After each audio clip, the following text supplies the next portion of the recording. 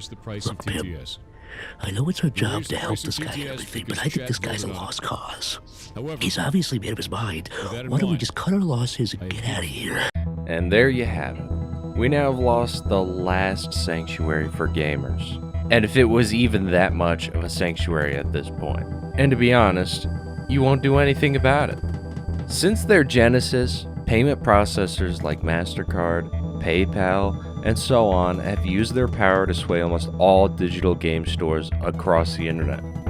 And Steam has just taken a knee and bowed before its master. At the heart of this is censorship. These companies police policies and censor anything they don't like. Now you might be saying, oh, it's just the NSFW games, why should I care? And my answer to that is you are stupid. Hey pal, you just blowing from Stupid Town? How would you feel if you didn't have breakfast this morning? Just a thought, think about that. Censorship never stops just there. It never does. Maybe if we don't look at it, they'll go away. When it's controlled by an outside party, it always stretches its reach. Next, they will come for indie games because they have radical opinions and characters. We're seeing it with anime. It's coming for games now. Steam is privately owned, and because of that, it has thrived. Unlike any other online store, they just don't compare. You don't have Steam, you don't play PC games. That's just how it is. Epic Games has no reviews, and it sucks, and has no coherent UI design. Uplay? Do I even need to say anything on that? Origin? Мощнейший компьютер Irvis, 4 гига, 4 ядра, игровая видеокарта за 17 900. Hell can find it a program. PlayStation Store? Wow! Xbox Store? Don't even talk to me. Nintendo Shop?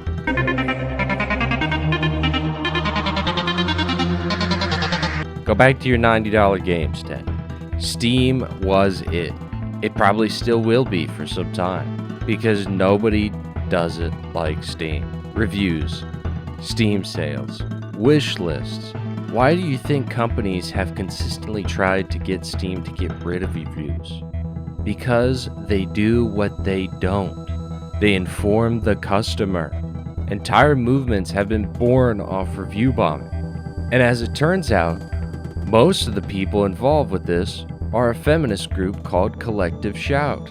They are laughing at you because they know you won't do anything about it. Don't buy games. I'm saying it. Do not buy games. Find a way. What we now know is that Steam is like any other corporation. They yet again don't care about you. They still have games like Baldur's Gate 3 that has the bare sex thing going on, so you know it's targeted. You give them an inch, and they'll take a mile. At some point, you have to finally stand up. This is our hobby, and for some of us, this is all we have. This is a battle worth fighting.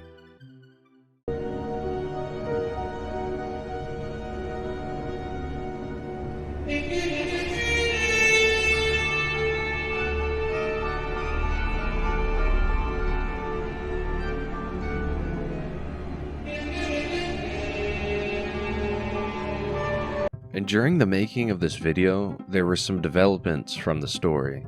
This feminist team has for some reason chosen Detroit Become Human to get the entire game banned, of all games to pick. I told you this would happen, and you didn't believe me. These people hate you. They call you perverted nerds, and they genuinely probably wish you were dead. They will walk over you because you let them. The Stop Killing Games petition showed that something can change.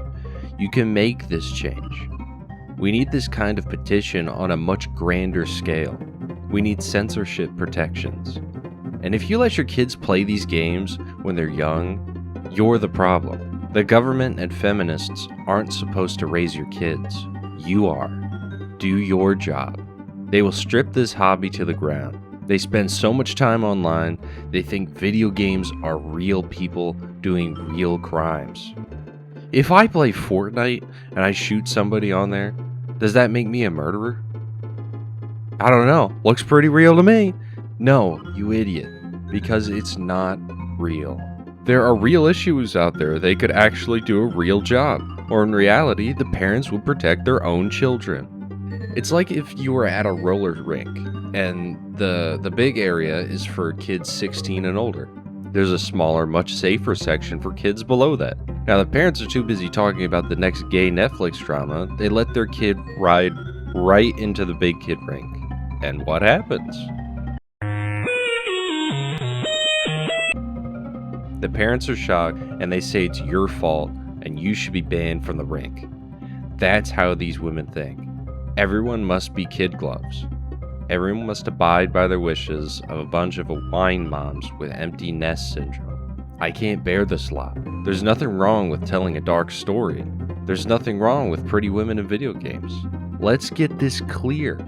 I don't support any of the banned games. I don't like Detroit Become Human. But do you finally get why this is just a simple issue? Censorship of this kind isn't born of good intentions. I know nobody watches this channel. I'm just passionate about my hobbies and the hobbies of others. Games are in a worse state than ever. The companies are bleeding us dry for every dollar we have. Nintendo created some of the scummiest practices that I think are way worse than any loot box. A button on the system reserved to their service? Dude, you're making Sony jealous. At least some good news is that I heard the new Donkey Kong is pretty good. So take a win where we get it, right? And don't forget about emulation. Mod sites like DEG Mods, Base Mods, and others. These are the ways we could still save some of the original work of these games, because clearly they are willing to bend the knee. Steam gave in. Who's next? Well, this has been my big doomer rant. Like and subscribe or whatever. It does make a big difference. Until next time.